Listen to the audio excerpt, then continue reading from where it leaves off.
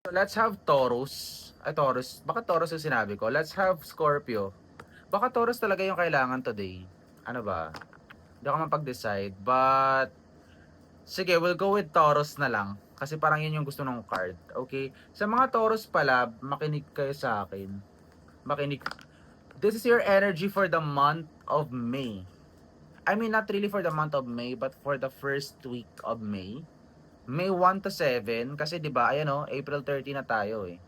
Gusto ko sanang ma-record lahat ng mga zodiac, but parang hindi natin kakayanin. So let's go with the ano muna, the Taurus kasi yun yung sinabi nung ano, nung card sa atin. Okay, let's see. Taurus, Taurus, Taurus for the month of May. Success is coming ahead. Yeah, success is coming.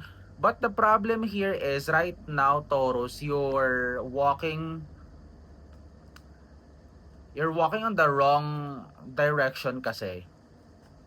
So, we have the sun. We have the sun and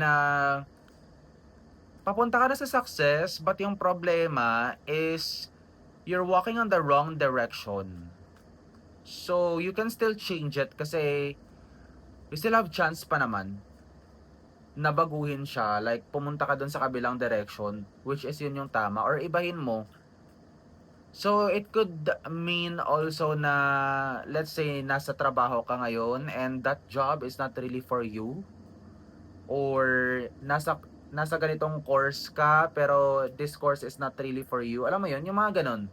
Like, you should put yourself on the right direction.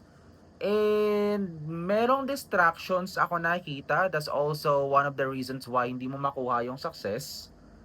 Kahit na somehow papunta ka na sana dun sa success, but hindi mo siya makuha kasi maraming distractions along the way. So it's like mali yung direction mo tapos marami pang distractions na nangyayari sa buhay. So yung focus mo parang nagiging shaky siya. And yes, so I can see celebration dito. You'll actually have a good love life.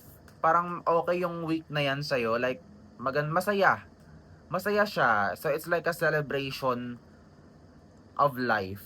So, celebrate the life. Or celebrate love. Parang celebrate love, ganon. Celebrate love, parang sa love life naman to, no?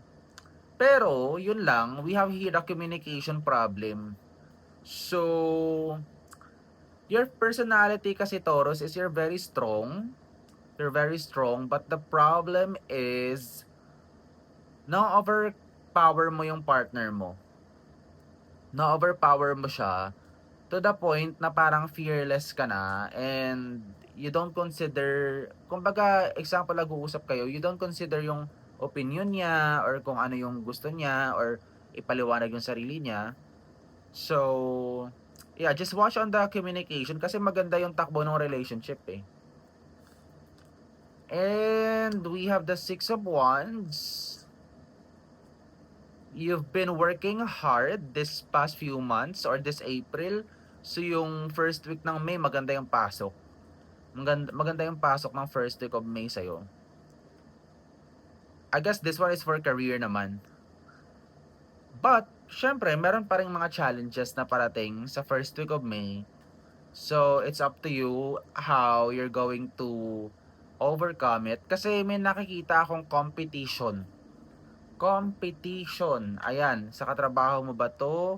Or baka competition to sa sarili mo kasi distracted ka, 'di ba? So kailangan mong mag-focus talaga sa goals.